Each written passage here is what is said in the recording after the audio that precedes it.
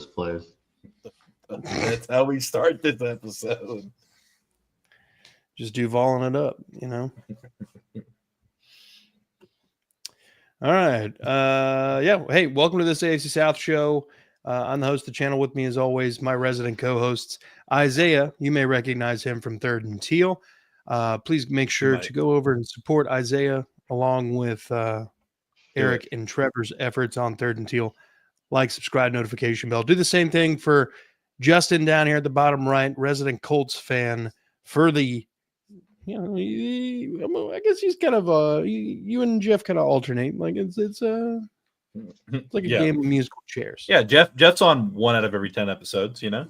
Yeah, that's all right though. He's a busy man. But you got to think he just got a new house, moving in, stuff like that. And today's his birthday, so I'm happy to fill in. I was a little caught off guard, but happy to fill in. Fuck Jet. No, I'm kidding. Love Jet. Yeah, it's not the Titans. I'm not gonna, it's not gonna go that far. Down at the bottom left, make sure you support Justin at Kingmaker Sports, as well as Justin and Jeff on Unstabled, and then Justin and Jeff again on Tag Team Talk. Down at the bottom left, we got Andrew, one half of Titans Stable for Two, holding it down, representing the Titans. I'm sure he's ecstatic after that miraculous win. And we're going to get into all of that in the first week since 2019, week 8 of 2019. This is the first time all 4 of our teams won in the same week. Woo! Let's give it up for the AFC South, everybody. We're on the come up. We're coming. Oh, we're going to come. We're going to come. I just came. So, usually we go with like biggest loser first, but since nobody lost, I guess we can go smallest winner. Smallest. I still get to go first. Smallest winner. Yeah. Smallest I still get to go first. Let's go. There we go, baby. Hey, look, at least more. That's all I got. There's a 1 in the win column, and that's all that matters. So, Andrew, 22-21 win over the Cardinals. Do you have our predictions? What are we thinking today? Do fucking all. Smallest winner. Winner. What were our predictions? Do you have our predictions there or no? We didn't do a preview. Oh, that's right. We didn't able to do it. Yeah, I mean, obviously a lot of things had to go our way. Dumb mistake by D. Ricardo dropping the ball at the 1, pulled his best of Donnie Mitchell impression out, and then an interception, a tipped interception that gets fumbled into the end zone. But you still got to make the plays, even when they make the mistakes like that. And it looked bad for 3 quarters on offense, but Cam looks so much better in a hurry-up offense. I feel like he's just so much more comfortable, and he really turned it on. Gunner and Chig, both the tight ends, turned it on. Calvin learned how to catch this week, so hopefully he can keep doing that. Because those 3 drives that led to points really is what you've been hoping the offense kind of looked like all year. The offensive line has looked better the last 2 weeks. I think we've given up a total of 4 sacks. Now, the Cardinals obviously don't have any elite pass rushers, but we gave up 2 sacks to the Texans, too. So, offensive line's coming, but you're open. J.C. Latham comes back for the next week. And Cedric Gray has looked amazing so far this season. He won that starting job, especially the last few weeks. I think he has close to 40 tackles the last 2 weeks. 30 to 40, but he's like 3rd, I think, in the league in tackles, or top 5. Jeff Simmons is playing at a depoy level football. I mean, I'm not saying he was like the outright winner, because I think Devin Lloyd's been playing amazing and stuff too. But Jeffrey Simmons is like, without Tavondre Sweat out there, without even an above average pass rusher out there with him, he leads the league in pressures, hurries, and sacks for interior defensive linemen. And like, he's playing out of his mind. And if we were any better, he'd be getting a lot more recognition. He's playing at all pro level right now. Show of hands, who actually believed that the Titans had it in them to pull that out? Okay. Show of hands. How many people believe that the football gods had to intervene for most of that comeback to happen? I mean, it is the Cardinals. That's a little disrespectful. I mean, yeah, If it man, was you're like football trying to gods- dig a hole at us right now, man. We won the game. I'm not You trying play to win the game. Jeez. the interception turned fumble turned touchdown for Tyler Lockett is the craziest series of events I've ever seen on the road to a comeback victory. That's literally We all. still had to jump on the and ball, Jericho- though. It's like Do my what? dad always said: you can't come on their back if you're not behind, or something like that. I don't really. Not gonna It's on those lines. I mean, Somebody it's like quote that. whether it's a college or NFL, one of these players always does the drop the ball before the end zone for some reason. We just got lucky that it was against us this time. Quietly, Chinray DK is leading the NFL, I think, in all-purpose yards because he's been such a good returner this year. You know, he had another electrifying return. He had about one a game. A couple have been called back. A couple have gone for touchdowns. That got called back, but he's lighting up the return game too. Yeah. But I mean, a lot of things had to go away, but you still had to make the plays when you had the chance. Because I mean, Absolutely. you still drove down there and got the. No, I'm saying talking to you. I'm just saying in general. Like, a lot of things went our way, but you still had to, some of them passes from Cam in the fourth quarter were just amazing. Yeah, that deep shot was at Calvin. Calvin, the one to Gunner in the corner, right on the 1 yard line, that was gorgeous. Yeah. So, coming off his worst game, I think, against the Texans, to probably his best finish, at least, because it did look kind of rough in the first. Some more drop passes. You're hoping that it sparks something. I mean, I'm saying like, hey, we're gonna go 13-4 or anything like that, but we got an easier game. The Raiders are horrible. We'll get into that later this week, but hopefully, everybody can be a little pumped up and have a little more confidence going into this next game. Because we might have been ass last week, but we a little less ass this week. Let's see. We got some comments real quick before we get to everybody else chiming in about the Titans. That's about the Chiefs. Yeah, he's right though. That was crazy. I'm not sure which one he's talking to. Probably me.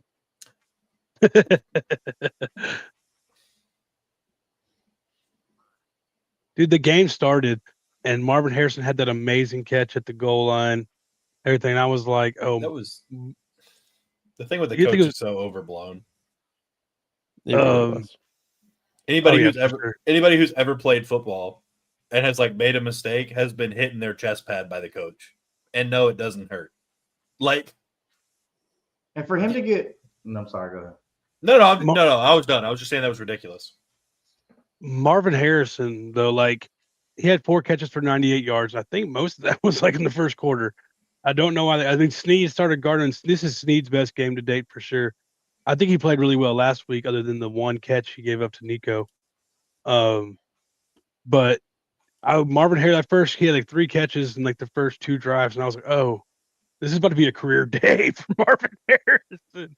But then we ended up shutting him down. Like the defense didn't get all that. The defense didn't give up a point in the second half. So I'll take that all day. Yeah. Oh yeah. Justin, you got anything about these Titans? No, I mean, I like the fact that Gunnar Helm's getting more involvement. I'd like to see that trend continue.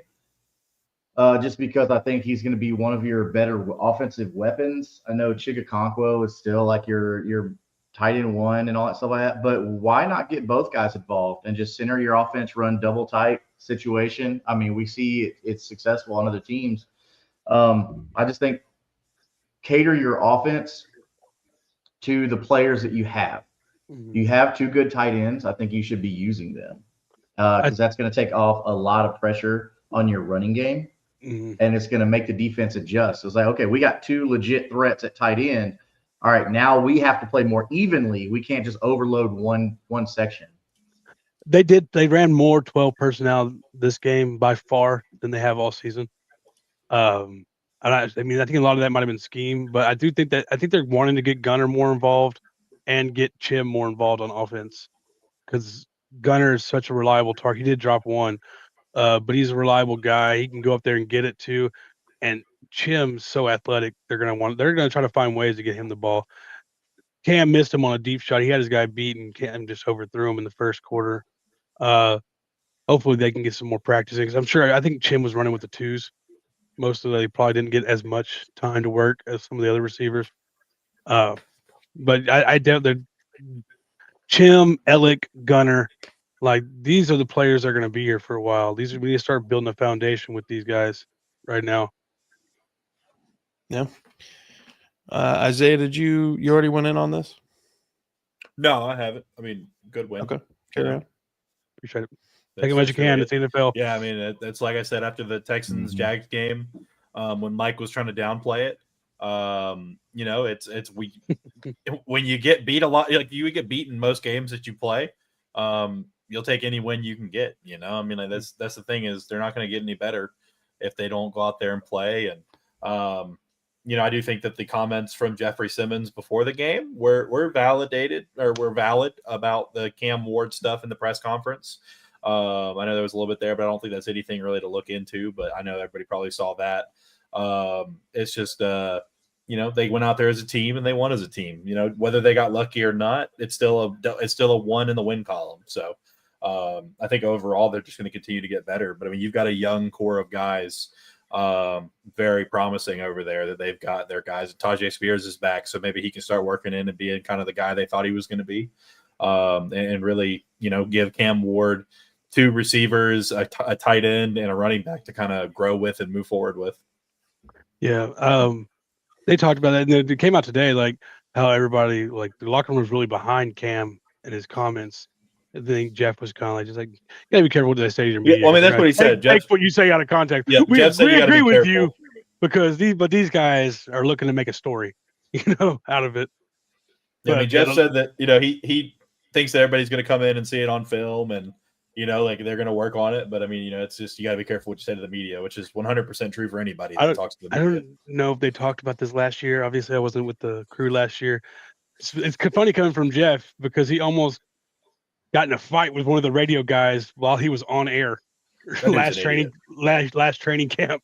Everybody hates that guy. Buck Rising? Yeah, everybody hates that guy. Y'all know about Buck Rising? I didn't know y'all knew about him. Yeah, we know. Especially after the Jeff situation, everybody knows. And then he got on and tweet right after the play with the interception and the fumble. Clear interception, clear fumble. He was like, Titans fans don't ever need to say the refs on their side. He was obviously down. Everybody was like, this isn't college, dude. He never got touched.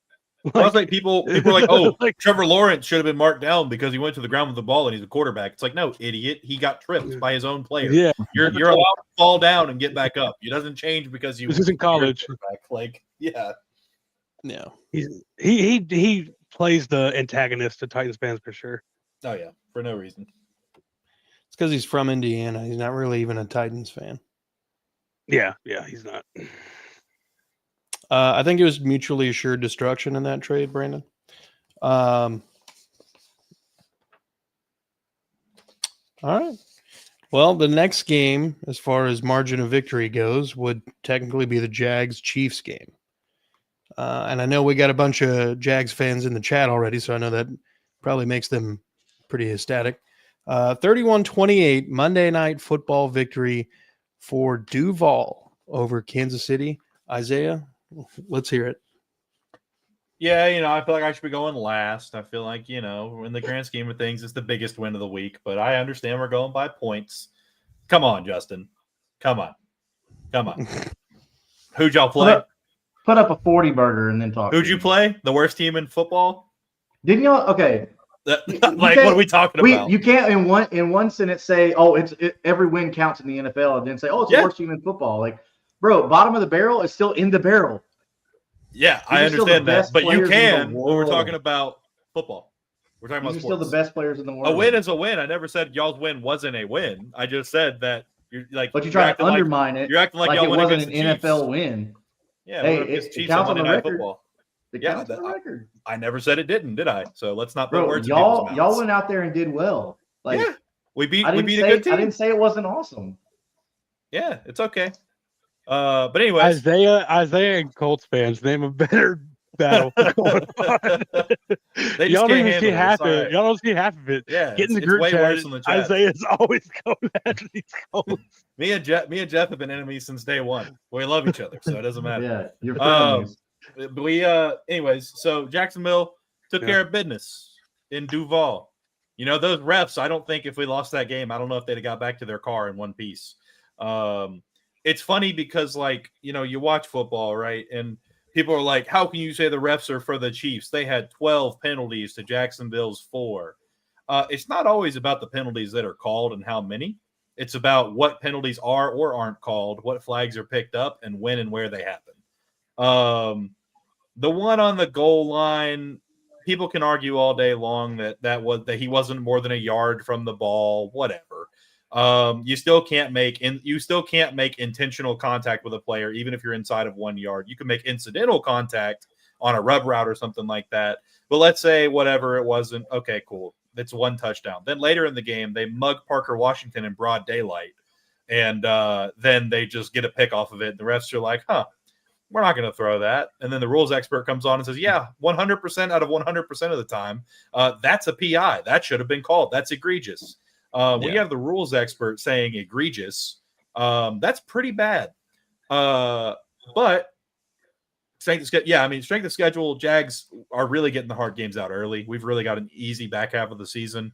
The only reason it is not as easy as it was is because the Colts have come out and surprised us this year. But we'll get into that as the year goes on. But bro, I think both our teams are pretty surprised right now. No, I'm saying like at the first we were like, we'll get at least 1 win against the Colts because we play them at home, and that's just how it always goes. But this year it's like now that we've actually played some games, I'm like, damn, like who's gonna win those games? Like high flying offense or just like stonewall defense right now? Like we'll see. It's going to be interesting. But anyways, the Chiefs, Patrick Mahomes, he tried real hard, but it wasn't good enough. You know, it's a good time when you beat the Chiefs for the first time in eight contests. That's the Monday Night Football. We never really get those, so that was cool to have too. One in Jacksonville, the whole stadium was partying. Devin Lloyd had the longest pick six in the stat tracking era by a linebacker. Fun little stat there. And it's the longest, or it's the first 99-yard pick six or longer since 1941. We all know how those stats are, whatever. They're still stats. But it's a big play from him. People are like, oh, he played terrible outside of that. Like, okay, but he made a play that completely changed the momentum of the game. Yeah, so, he resulted in points on the board. Yeah. So don't disregard that because we had a player that 2 times resulted on points off the board. Yep. So I don't give a crap what people say. If it puts points on the board, I'm about it. Devin Lloyd he literally contributed to the win. Commercial. Right? I agree. Yeah, David, that's true too. But no, so it was a good win by the boys. He was sloppy. We have not played a clean game yet. I think that whatever team we get a clean game against is going to be real sorry. Because our offense they're just not playing super clean right now. It definitely hurts to lose Brenton Strange for at least 4 weeks. I'm hoping to get some more information on that. That was a big loss of this game. Jonah Monheim, our rookie center, got a good bit of snaps in. Travis Hunter had a little scare there, but he ended up going back out there and playing. And we're just going to keep on doing it. We're going to keep on Duvaling as we go. And to anyone that, sure, it didn't work, whatever. I'm not going to argue about whether it touched the line or not. For anyone trying to call the Trevor Lawrence reach play the tush push, that's called the Duval dunk. Let's call it the right thing if we're going to call it what we call it. Okay. It's not a tush push. It's not some gay stuff up there with the brotherly love, the brotherly shove up there in Philly. It's the Duval dunk. But anyways, hip injury. That's never good. It was a non-contact hip injury. So that's never a good thing. So hopefully he'll be all right, but he is going on IR, so he's away for at least 4 weeks. Overall, though, I'm happy. We won. We're 4-1. I don't think A lot of people thought we would be here right now. I don't know that we thought we would necessarily be here right now. Lawrence Leap, I feel like Duval Dunk is better just because we yelled. Duval Dunk sounds badass. It makes more sense. But anyways, I will say, we can contemplate, say whatever. I mean, we're one bad call in the Kansas City game away from being 5-0 right now. But I don't think that's going to stop any momentum or stop anything. We're 4-1. We'll just keep on doing what we're doing. The defense is playing out of its mind. That was the first week since week 1 that we haven't had 3 turnovers or more. But we still got a pick 6 out of Devin Lloyd, who's currently, I think, the front runner for Defensive Player of the Year. So we'll see. I mean, he's having a great season. Hopefully he can keep it up. Hopefully we pay him as soon as possible so that we don't have to make him the highest paid linebacker in the NFL after the season, whenever if he wins the award. Did a Madden cover on Eric Murray? No, he didn't, because he just did a hurdle. He didn't reverse spin hurdle, whatever the fuck Saquon, that alien, did. And then he got lit the fuck up after he hit the ground. So not quite. But that's really it. We won. We're 4-1. Gonna keep moving on. Hopefully we can win some more games and play some meaningful football after December. Yeah, it don't matter how you win. I mean, just win, baby. Just got to get there. Just like Al Davis said, just win, baby. I mean, I think y'all did pretty good. Beating Patrick Mahomes and the Chiefs, that's a statement right there. I mean, that's telling the league, hey, Jacksonville needs to be taken seriously right now. Yeah. Yeah. So, and maybe people will finally believe me when I say Trevor Lawrence is a good quarterback. Man, that throw to Brian Thomas Jr. down the sideline on the last drive. Perfect. Chef's kiss. Yeah, he can't throw deep, but then he does that. And game was on the line. Yep. He wanted. Boy put a ponytail up, tighten it up, put his hair up, and square up.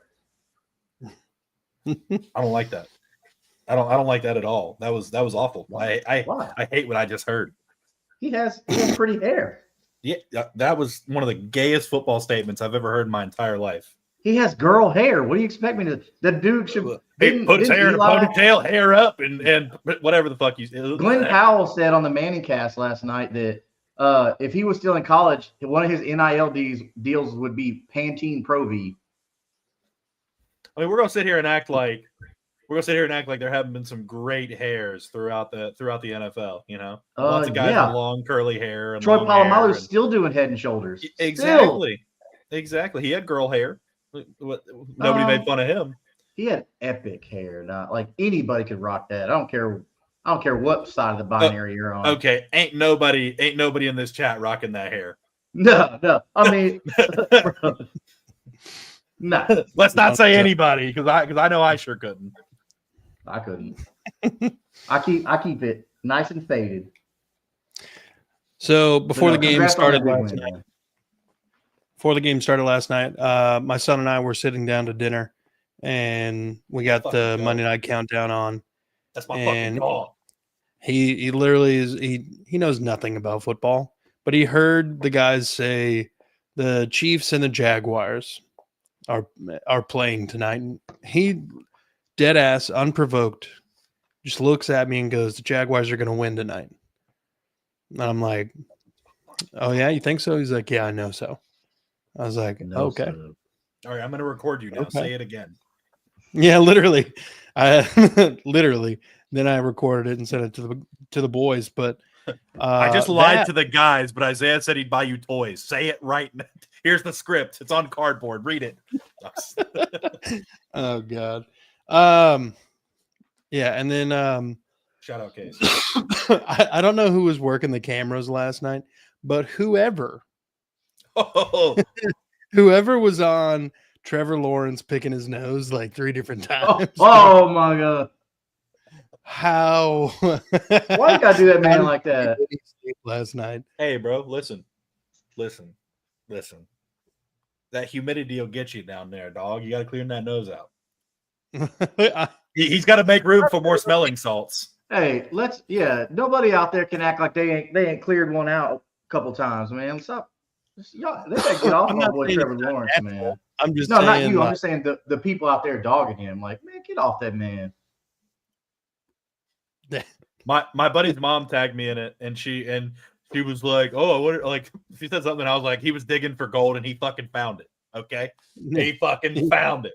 Know what else? He found the fucking end zone, baby, twice. Bro, hey, that last effort by Trevor Lawrence, dude, that's a dog, man. One of the he could have just stayed down and accepted defeat, and he said no.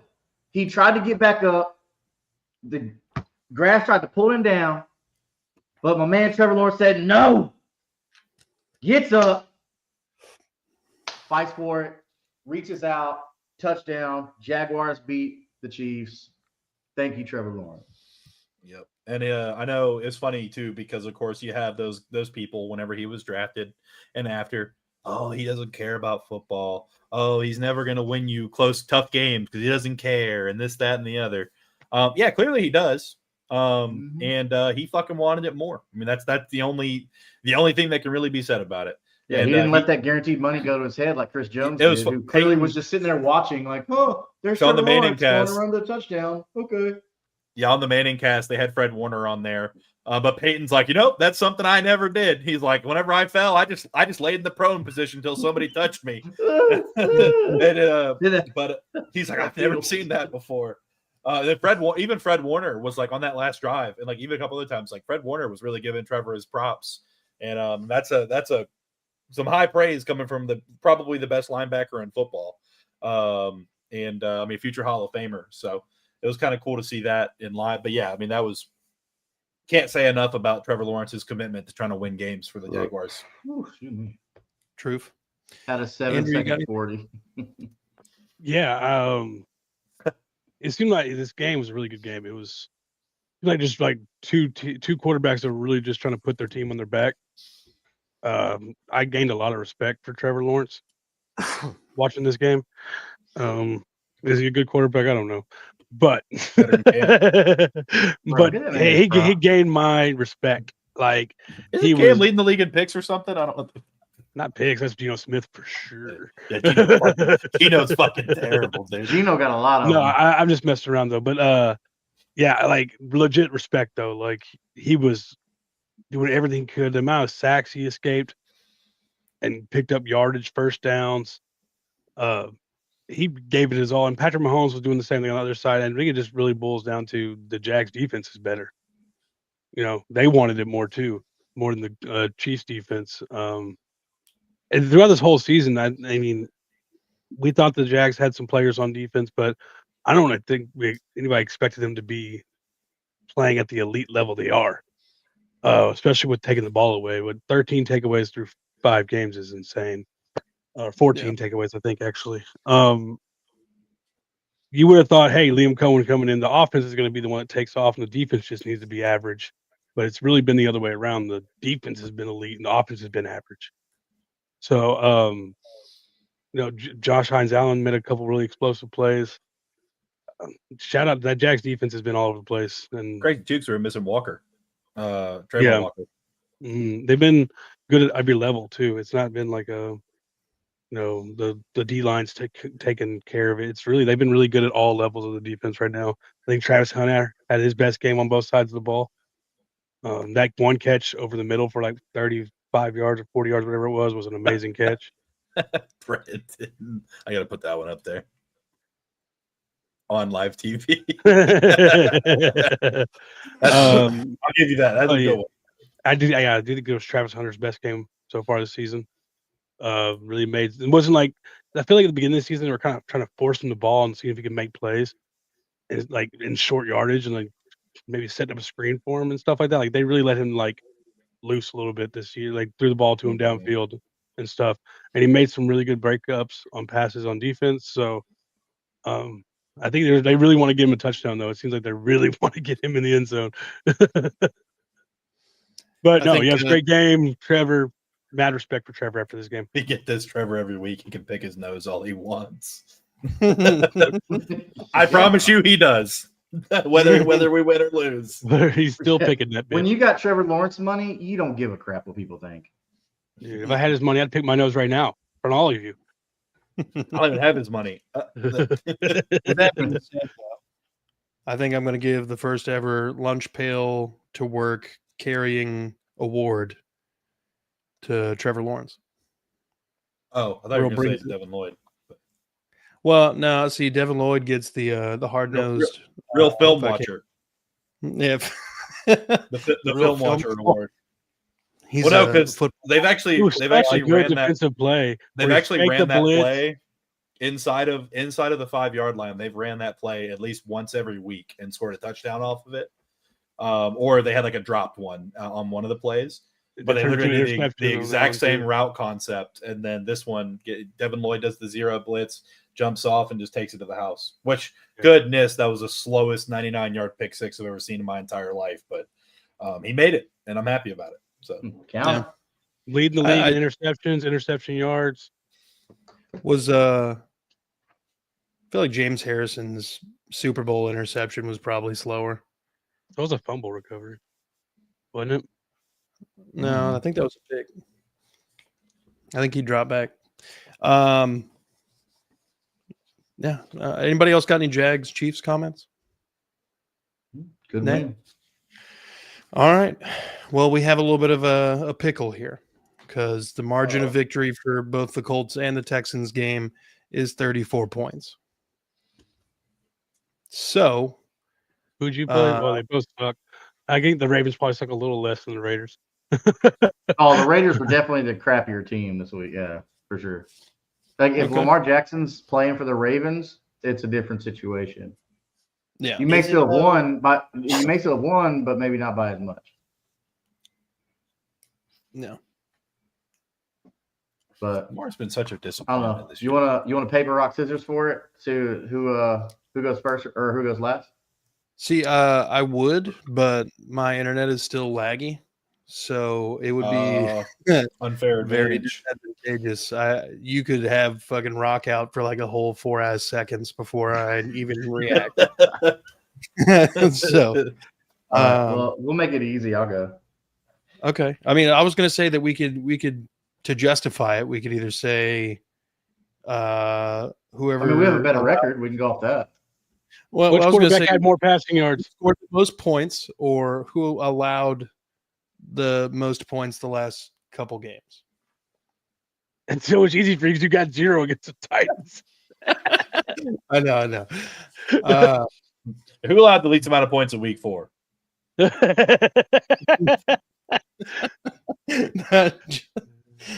a tough one. Yeah, Ravens D has been bad all year. I don't mind going right now.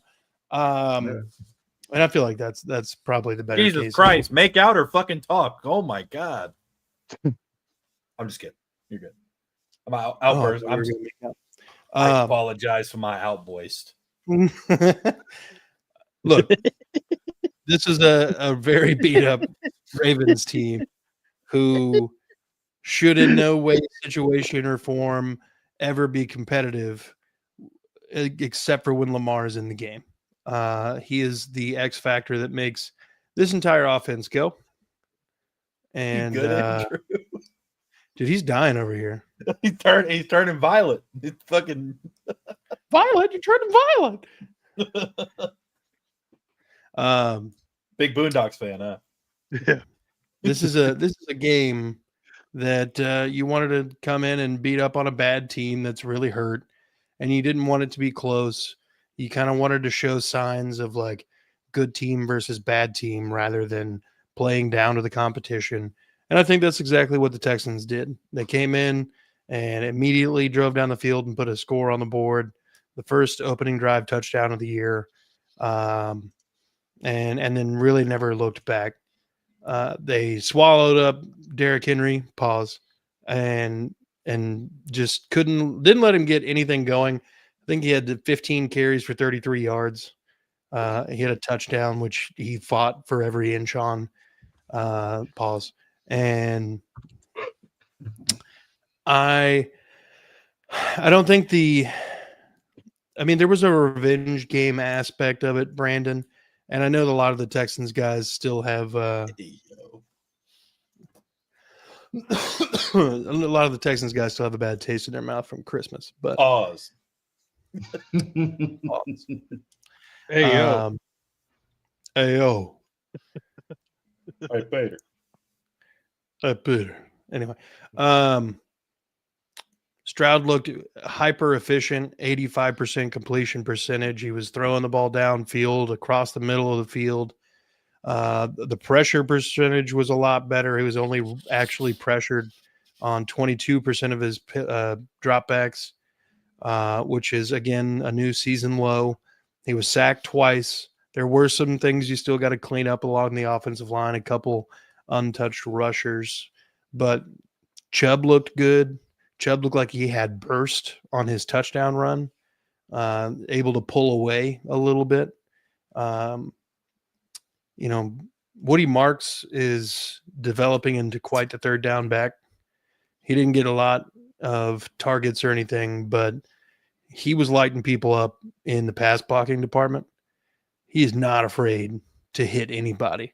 And I cannot stress enough how big that is in situations where you're not getting the ball to that guy. Yeah, I mean, it was just efficiency all around. The defense did its job. Will Anderson Jr. is a pressure machine, and I feel bad for any offensive tackle who's got to deal with that man for a whole game. I think he was like a 34% win rate or something. It was crazy. But yeah, I mean, we did what we had to do. We didn't fuck around. Caley looked like he has opened up the playbook a whole lot better. And this was the second game in a row that D'Amico Ryans was not calling the defense, and he was kind of monitoring the offense pretty heavily. So I'm hoping that after the bye week, we can get back to normal, but, we'll see where it goes from here. 44-10 was not necessarily what I was expecting. I was expecting somewhere in the neighborhood of like 28-0, honestly. I was hoping for 2 back-to-back shutouts, but that opening drive field goal kind of shit the bed on that one. So, you guys got anything? That Raven defense sucks, don't they? Yeah, they're terrible. They're really bad. What are the chances Harbaugh gets fired? When you put I that don't in know. that, I think you give him the benefit of the doubt because of the injuries. They've always had that. They've never been this bad before while having this many injuries. Well, I mean, true. And they made the playoffs with Tyler Huntley. They need to go back and get Tyler Huntley. He's still out there. He can run the offense on their a little team. more. Why is he not playing? I don't know. They thought Cooper Rush gave him a better shot. I always go for the guy who's similar to the guy who already runs the offense. Yeah, you would think it makes some sense. Indianapolis. But no, I mean, really bottled up Derrick Henry, and who's notoriously known for going off against the Texans too. Yeah, and he hadn't really had an opportunity to do that since D'Amico took over. We shut him down last game against us when he was a Titan, and he didn't really do much against us with the Ravens last year. I think Derrick Henry actually since D'Amico's come here, Derrick Henry averages like 3 yards a carry on the Texans defense. Less than that Sunday, but it was weird to see this Ravens defense, man. It almost seems unnatural, man, to see him play so badly. It's the highest point total any John Harbaugh defense has allowed. It's the highest point total. I think it was like 15 points away as a defense from allowing more points than the 2000 season Ravens did. Dang. And that's like arguably like the best defense of all time. Mm-mm. Yeah. They allowed basically as many points as the Ravens have allowed in 5 games in one whole year. So, I mean, the cliff dive was wild here. And then they traded their best edge rusher. Odafe Owe is now a Charger. Not best edge rusher. Best healthy, best available one, not named Kyle Van Noy. So, I mean, the Ravens are feeling it right now. So they definitely shut Derrick down his last season with the Titans, but his last year he went off for 147 yards and a touchdown on 27 years. They beat y'all 31-2. What was the carry, or what was the average? 5.4. But maybe together it's probably under 3 because they held him to 0.9 and like 2. So maybe, but he did go off last year. Yeah. Well, I mean, the Ravens went off last year. It was a 31 whole to 2 thing. against Shell last year. Yeah, that's why they wanted to beat the fuck out of the Ravens this year. So I got a big question as far as like the Ravens, man. So we see how bad it is. Now I understand it's part of Lamar Jackson not being there, and then part of the defense, being injured and not doing so great. But let's just look at the offensive side of the Ravens football. They could get anything going without Lamar Jackson.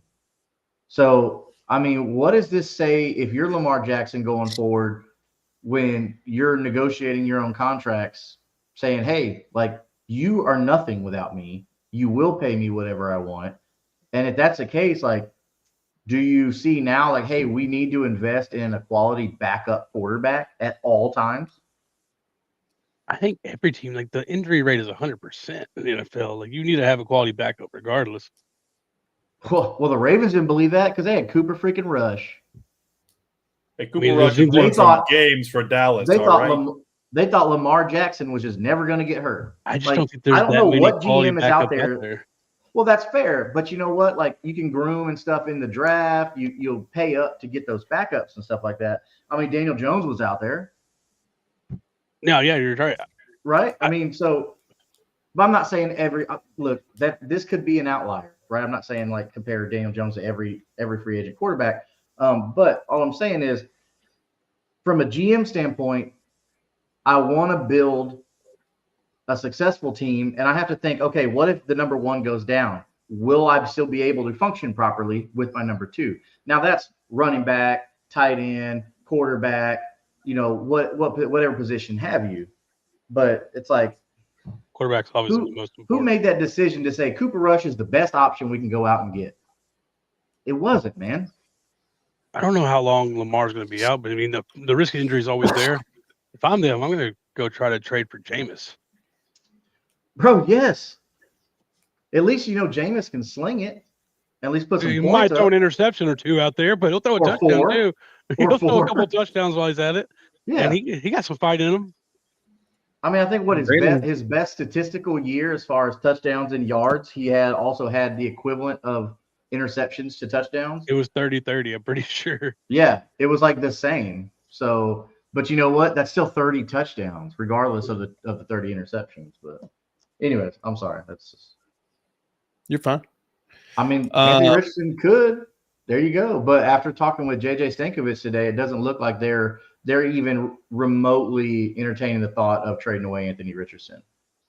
Yeah. I mean, the compensation would have to be pretty solid. As for the Texans, just kind of the closing comments on this, I guess.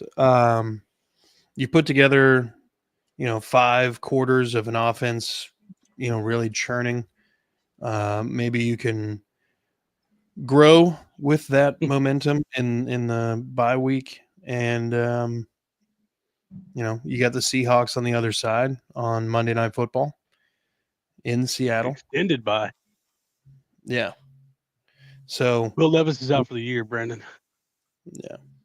So, I mean, you're getting healthier, and then you come back and you're playing a pretty solid team. Hopefully you got to carry that momentum and efficiency that you were doing for the last couple of weeks there into that game and be solid. But that leads us into the final game.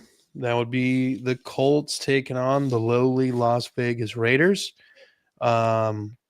Geno Smith experiment not looking too hot right now. Justin, why don't you tell us about the 40-6 shellacking? Yeah, so the Raiders, they definitely were buying into the hype of Geno Smith's success in Seattle, which we're seeing now that with Sam Darnold going there and continuing his success that he had in Minnesota, that maybe it was the system there that Geno was a product of. Geno's never been a really great quarterback. He's been serviceable.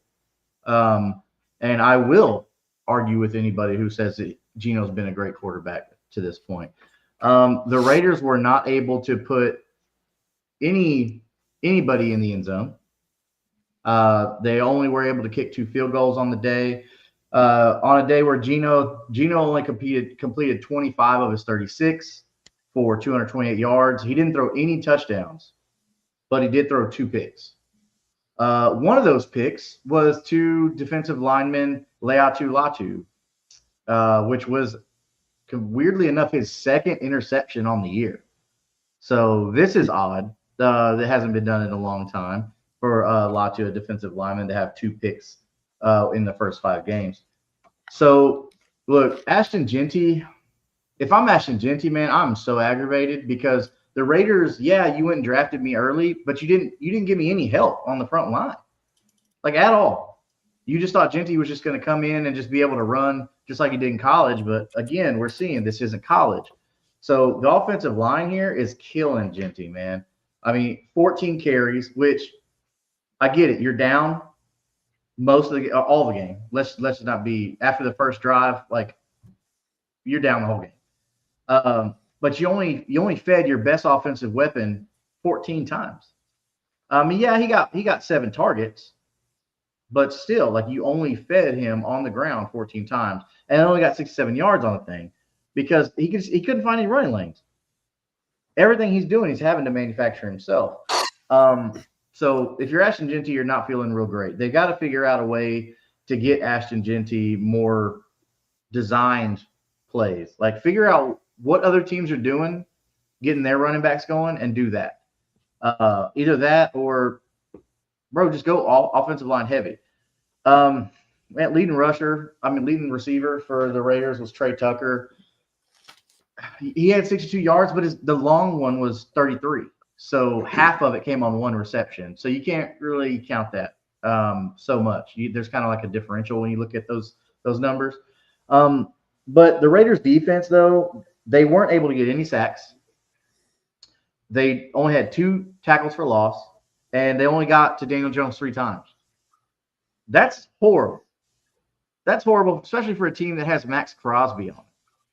And Devin White's been playing pretty good too, but the Raiders just they're not getting that push that they need to. If you're not doing that, then that means you're not rattling quarterbacks and you're letting running backs gain yards every time. So I don't know if they need to remember the Titans and say, hey, they're not going to gain another yard or something. I don't know what the Raiders defense needs to do, but they are horrible right now. And who was it that said they're playing the Raiders next week or this week? So Titans, you should do very well against the Raiders. You should be picking up your second win of the season against the Raiders, even if Brock Bowers comes back and Michael Mayer. Like it doesn't matter. This offense is horrible. The defense is horrible. So I fully believe that your defense is going to be able to contain them. But if this puts anything else into perspective for the Raiders and how bad this defense is, they've had 2 interceptions through 5 games. Only 2 fumble recoveries, and only 8 sacks. So they're not penetrating. They're not doing well on defense. They're not getting turnovers. If you're not getting turnovers, then that's not good. You're not helping your offense out. You got to get your offense the ball. On the flip side of that, the Colts offense, 40 points. I mean, they're just continuing to roll. But that's not because they're doing anything crazy, though. If you're watching the game, you're seeing, okay, these are basic like football plays where as far as like what I mean by that is Daniel Jones isn't manufacturing things. He's still just the same formula, just sticking to what works, hitting the open man, no matter who it is. He's distributing the ball well to everyone.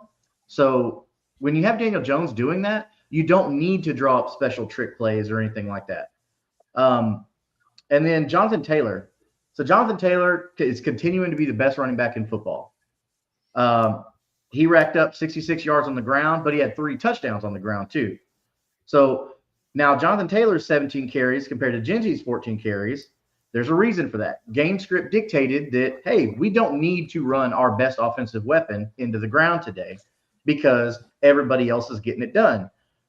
So, and he's still involved in the passing game. He got four targets, 3 catches for 20 yards. So Jonathan Taylor is to me is the focal point of this offense, and everybody else having success off of that because the offensive line is creating these gaping holes for Jonathan Taylor to run through, leading to success, leading to offensive success in the passing game in the form of open passing lanes. They're having to respect Jonathan Taylor so much, you can't just send a spy, send somebody over top of Pittman or Downs or Warner or whoever you're picking that week. You can't do that. So also, Pittman, this is something everybody was down on Pittman last year because look, last year was just a bad year for the Colts, man. It wasn't great. Anthony Richardson wasn't doing it for us, but Michael Pittman Jr. is getting more and more involvement in this offense, which is good because this should be your premier pass catcher right now as far as your alpha, if you want to use that term. I know a lot of people like that term. So using him, which is also going to open up for Tyler Warren, who hands down the best tight end in football right now. I don't know how you argue against that. I know Isaiah, you and I and Jeff were going back and forth about Brenton Strange and Tyler Warren last night. He's letting him off with a warning. He's going to take a break on IR and let Tyler Warren kind of, do his thing. Yeah, which is very, very nice of Brenton Strange. Very nice of him. I appreciate that.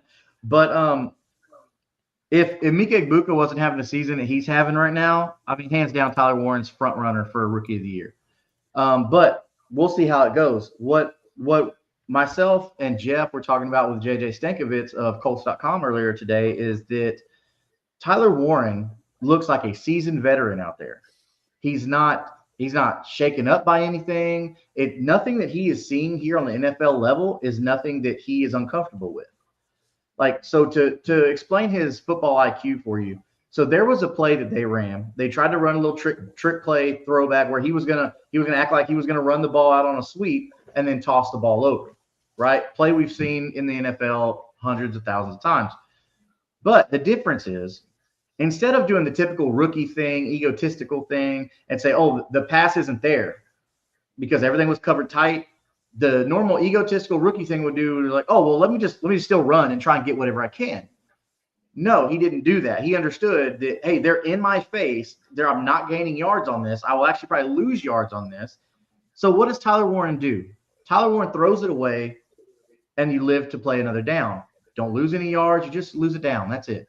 So to me, that shows me that not only is Tyler Warren very, very intelligent when it comes to the game, he's also very mature in what he's doing.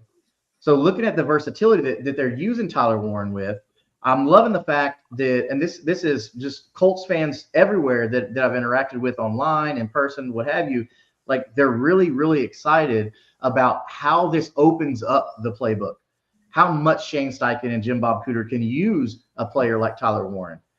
Because it's not like when you line your tight end up at fullback, you're like, oh, he's just gonna block, right? With Tyler Warren, you can't think that way because they could hand him the ball. He could block. He could go up for a pass. He could do a throwback. Like Tyler Warren can do it all at that position. So to have that kind of weapon is invaluable, man. You cannot put a price tag on that. And we're seeing that. So the Colts defense, let's take a look at how they fared up against the Raiders offense, who just can't get anything going to save their life.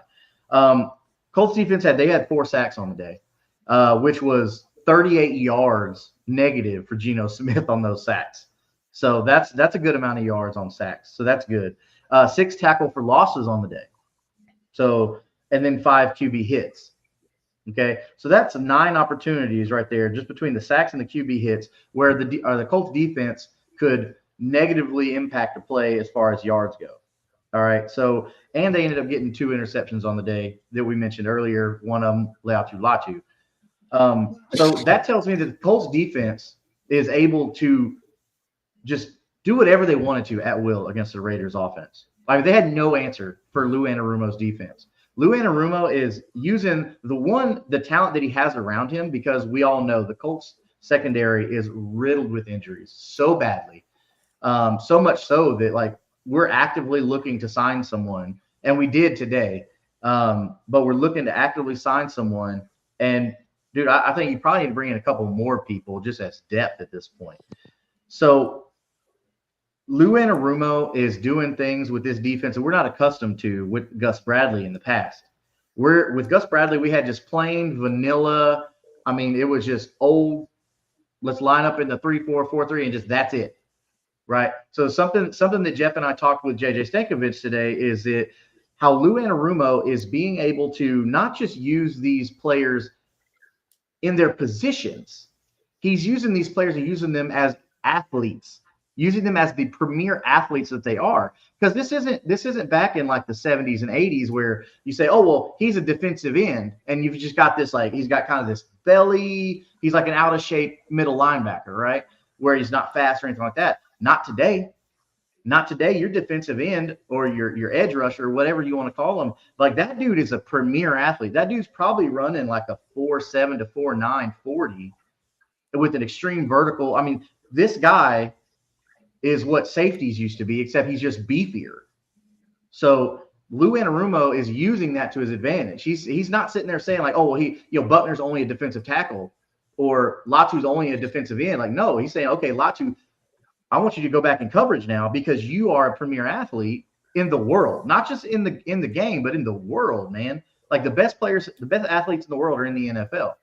And this is the new normal right now for Indianapolis fans when they're watching their defense. I mean, you really don't know what the defense is going to do because Lou Anarumo is showing you so many covers and schemes and cover-ups. I mean, so man, this just was all around win. But it leads me to believe though, like, man, does Pete Carroll just not have it anymore? Because let's face it, like Pete Carroll's not young. Like he's very, very old. I forget how old he is now, but I think he's in his 70s, isn't he? He's 73. Yeah. Yeah. So, I mean, he really has nothing to prove. Like he's already one of the greatest college coaches of all time with his stint just at USC alone. But they have a lot of things to work on here. They definitely need to figure out what's going on with Geno Smith, if he's going to be the answer for them the rest of their season. But man, it's not looking good for the Raiders offense, but it's looking really good for any team playing against the Raiders the rest of the season. So that's how the Colts Raiders went. It was 40-6, Colts on top. Colts advanced to be 4-1, joining the Jaguars in the AFC South. The Colts are actually the number 1 team in the AFC. I don't know if y'all knew that or not. But as of right now, they are the number 1 team in the AFC, only edging the Bills for that spot because the Bills lost an AFC game and the Colts did not. The Colts are undefeated in the AFC. But I think this just makes more – this is like watching Third and Teal. But this is kind of leading me to believe that this is going to be Jaguars Colts for the AFC South, man. And I don't think it's going to be a boring game either. And I don't think anybody would have said that beginning of the year that Jaguars Colts for the AFC South. Is that a Trevor reference, Isaiah? Yeah, it's a Trevor reference. Because he just rambles. Oh, well, I'm not rambling. I'm actually like spitting facts here. So that's what Trevor would say too. Oh, okay. No, you were, but not just long-winded, not rambling like you're not spitting facts though. Well, after being on today with two you had a guys, lot of information in there. Yeah, I feel like I'm trying to like present it in a like kind of a professional way. Maybe I'll chill out. You're fighting in court, bro. We're just dude. chilling. Yeah, you're good, dude. Really, just a really clean game by the Colts. Nothing really like just pops from the screen. No, just did everything right. No sacks, no turnovers. I mean, JT had 3 touchdowns, but he did it on less than 4 yards of carry. Like it was just a very efficient, clean game. And that's all you gotta do is against a team like the Raiders because they suck. Yeah, just don't mess up. Like, they might be the worst team in football. Game. Yeah. When y'all play them, as long as the Titans play their game, play everything the best they can, and just let the Raiders suck, man. That's all you gotta do. Yeah, no doubt. Yeah, Colts just avoid beating business. the Titans. Yeah, and you'll be fine. Colts handled business the same way the Texans handled business against the Ravens. You're playing a bad team. Don't let it be competitive. Just put the distance between you and coast to the end. And oh yeah, a flawless effort by the Colts today, or not today, but on Sunday. And 4-1. I would say that the Colts are the surprise of the division. The Jaguars, I expected the Jaguars to be better, like not like better than what they are currently, but like better than what they had been. Take a step forward. Yes. Yeah, Texans were by far the favorite in the AFC South coming into the season. Yeah. It's so crazy how early it is in the season. Like us and the Colts are one or two injuries away from like the Texans just taking the lead because they get hot at the right time. Like that's the hard part about being or the Week 5. Titans. No, absolutely not. Okay. There's no chance. But yeah, no, I love the confidence. I love the confidence. Yeah, I mean, there very well could be, and I think there will be 2 teams to make the playoffs at least from this division. Because the big thing is it's not about how you get hot, it's about when you get hot. So if the Colts and Jags keep this momentum and our only losses are really to each other and maybe one other team, besides we've already lost to the Bengals, but you know what I mean. Like we could get 3-4 losses on the season, and then the Texans can get hot and get up to that 10-11 win threshold. There could be a chance that multiple teams, or if 2 or 3 teams make it to the playoffs. Yeah. Because a lot of other divisions are cannibalizing right now. So yeah, well, we thought the AFC North was going to put out 3, but Joe Burrow and Lamar got hurt, and now the Browns can't win a game because their offense can't move the ball. So the Steelers quarterbacks on the roster. Exactly. Then you got Steelers and Father Time Aaron Rodgers. They're probably going to be the lone playoff maker in that division. You've got the AFC West, which is cannibalizing the hell out of each other, and the Chargers are kind of falling apart. The Chiefs are not. Like I said earlier in the year, the Chargers were pretenders, man. Like they came out so hot, and they do it every year. They come out so hot. Justin Herbert fools you with his 6'6" stature, his rocket arm, his huge cock, and his hot girlfriend. Beautiful smile. Then he just falls apart. Great personality. Describe him again. Really big, massive personality. Massive. Spitting like a phone cord. So I mean, I jive with the idea that the South throws in 2-3 teams. It's possible. Yeah, but 3 of us. You're right. It could be any of us. It could be any of us. Yeah, it could be any of us. Colts, Jags, and Texans. Hey, don't step on. We're not statistically eliminated yet. There's no necessity in you stepping all over my joke, okay? Just because I like to be stepped on in the bedroom doesn't mean you got to do it on here too, okay? Well, look, I think that's a good spot to go ahead and wrap it up. Hold on, Justin, you got anything else to say? No. I got a vasectomy. I don't wrap anything up. Neither does Andrew, and he doesn't. So, well, look, what? You're pregnant? Yeah, I got something to say. If you're hanging out, we got Kingmaker Sports coming up immediately following this show. Yep. Oh, y'all going live? Go check that out. Every Tuesday night, 9:30 Central Time. Go ahead, head on over to Titans Table for 2. Support Andrew and Christian, holding it down from the Titans' perspective. Like, subscribe, notification bell. Do the same thing for Kingmaker Sports. As you just mentioned, they're going live here in a moment. Do the same thing for Unstabled and Tag Team Talk. If you're a wrestling fan, like, subscribe, notification bell. Do the same thing for Third and Teal for Isaiah and the Jaguars, Trevor and Eric. Like, subscribe, notification bell. And then do the same thing for this channel and That Real Texas Team podcast, as we're all trying to grow together. That being said, folks, thank you guys for taking time out of your evenings away from your families and coming on to talk AFC South football. Thanks for being in the chat, Brandon, Robert, David, a couple others. It's a lot of fun. Gentlemen, have a good night. 'Twas never the Titans. Trevor Lawrence didn't cross the goal line. Yes, he did.